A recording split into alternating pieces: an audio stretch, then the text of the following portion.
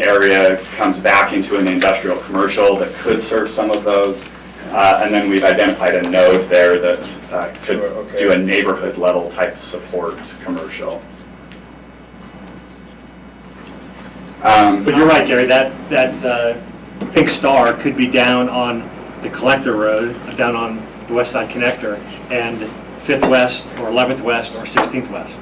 Yeah. That could be down at one of those. And I think eventually we would look to actually be putting those into more scenarios as we start to narrow this down a little bit more.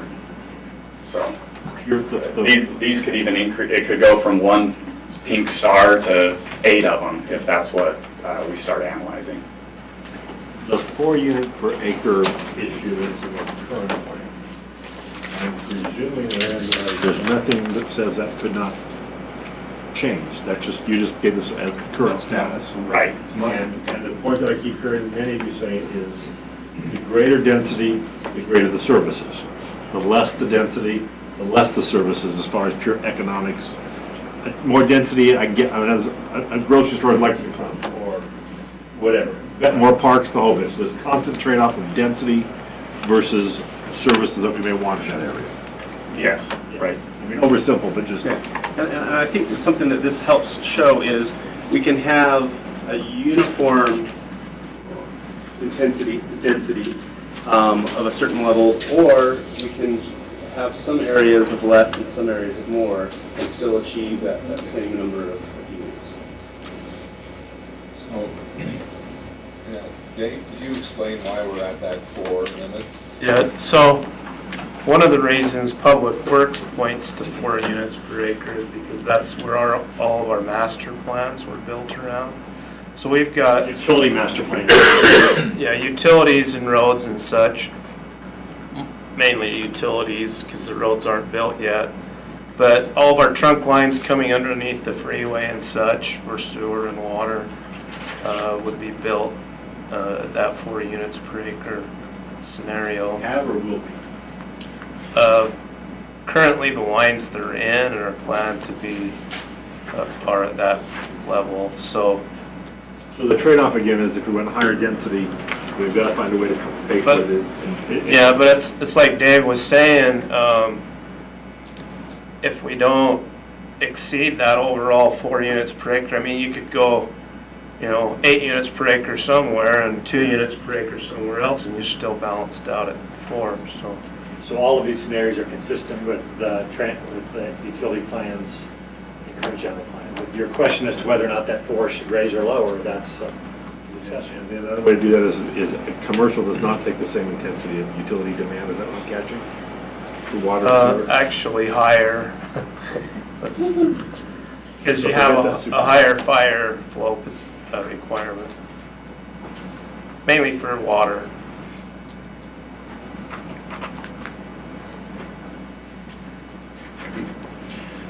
So just to summarize scenario 2 and scenario 3 then, scenario 2 eliminates this area as agricultural preservation and some small areas down there right off the interchange and the Lakeview Parkway.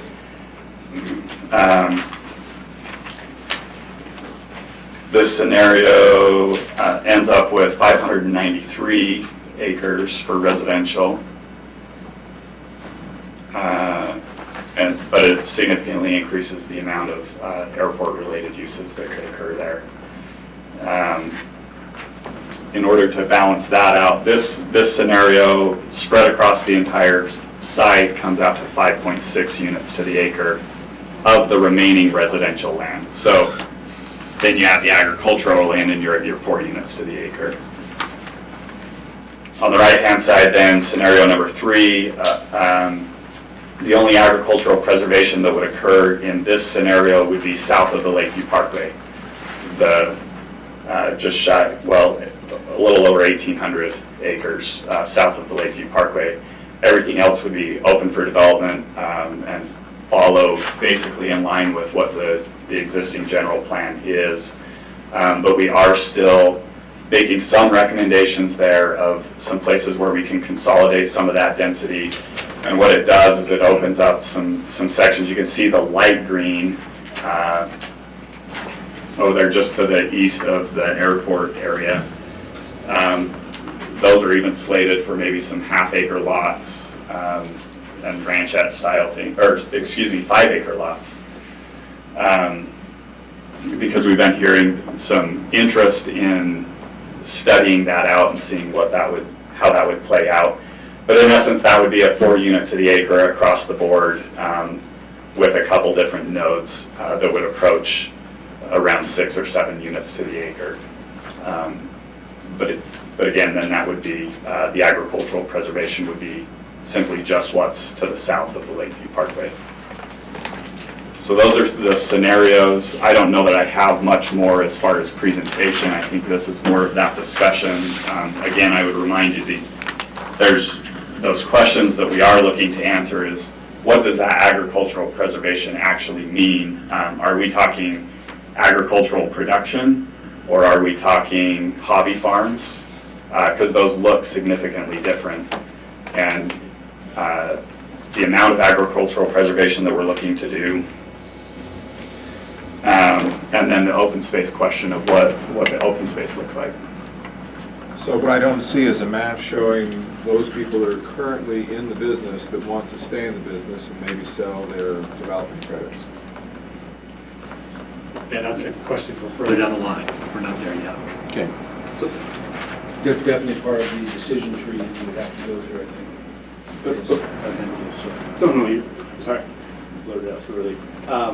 You could imagine though, like if kind of set a direction, set a policy, some of these blobs can move around to where they make the most sense based on preferences of landowners and what their expectations are and things like that. So to the extent we can answer the questions Austin asked, and then also any other statements of policy or goals and objectives that can be defined, that really drives the maps. That really helps us move the densities and shapes around, plan for more commercial or less commercial, those types of things. Bear in mind, this is still very high level. You notice that there's no additional school site. With a population like this, you're going to need at least one more elementary school, maybe a middle school. We don't have planted church sites. Every church site that goes in, you're losing between 4 and 5 acres of residential land. Based on this population, we're going to need, 6 to 8 church sites. So, all of that needs to come into play, but those are kind of later discussions. Those church sites don't need to be zoned any differently though, correct? I mean, we just put That's down right. a residential zoning and churches can purchase the land and put where they want. Right, but I think what Bill's getting at is you lose residential units. If we're talking commercial and trying to hit a rooftop number, you're going to be losing some acreage to some of those services. To me, with this, and I haven't heard you discuss it so far, where we intersect is open space versus agricultural space. Those are two vastly important. I've lived in places, I've lived next to the farm that then got developed into the park. And for me personally, I enjoyed living next to the park a lot better than I enjoyed living next to the farm. But I'd rather have the farm than having skyrise next to me. So this idea that I think there's a consensus that I'm hearing of open space, but where we come into clash, I think, where we have different opinions, and we expect to have different opinions, is what kind of open space that looks like. Am I speaking ill on that, or is that? And what it smells like. I think you actually hit it right on that one. But I think, as I just talked to neighbors, the process is, no one wants to just be moved into this downtown urban environment. I'm not hearing people defending, in most cases, the cow right next door. And there's also a trade-off with that. This brought up too with the O&M costs, the operation and maintenance of parks. They don't bring revenue into a city. And so you sometimes have, the planned developments where they're private parks and they kind of take care of themselves, but that doesn't really satisfy your need for those that aren't in the PUD. And so there are big trade-offs on that and figuring out what the costs are and the benefit.